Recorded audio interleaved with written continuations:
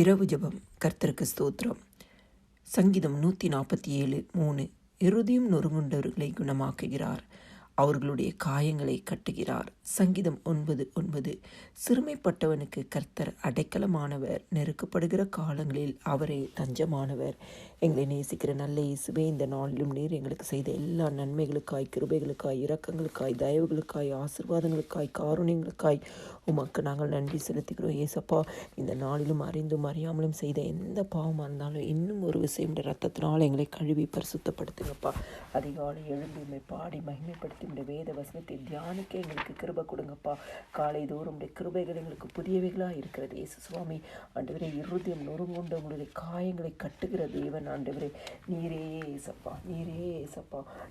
நொறுங்குண்ட இருதயம் உள்ளவர்களுக்கு கர்த்தர் சமீபமாக இருந்து நறுகுண்ட ஆவியுள்ளவர்களை ரட்சிக்கிற தேவன் நீரப்பா.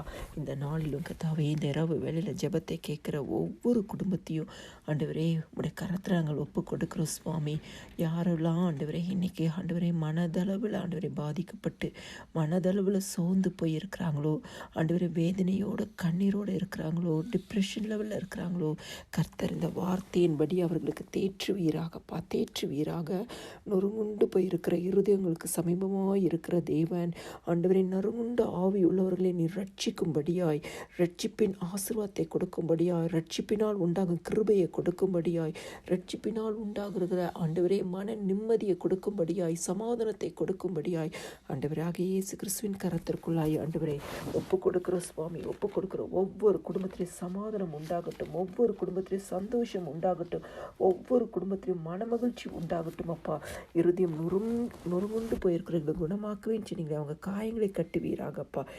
யாருடைய இருதயம் எப்படி காயப்பட்டு இருக்கிறதோ, உள்ளந்திரிலும் இருதயங்களையும் ஆராய்ந்து அறிகிற தேவன் நீங்கப்பா.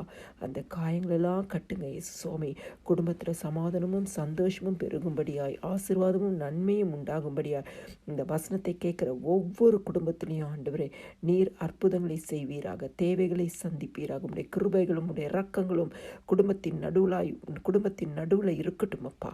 மகிமையான காரியங்களை செய்து உங்கள் நாமத்தை மகிமைப்படுத்துங்க. எல்லா துதியும் கனமும் ஸ்தோத்திரமும் மகிமையும் என் ஆண்டவராக இயேசு கிறிஸ்து ஒருவருக்கே செலுத்துகிறேன்.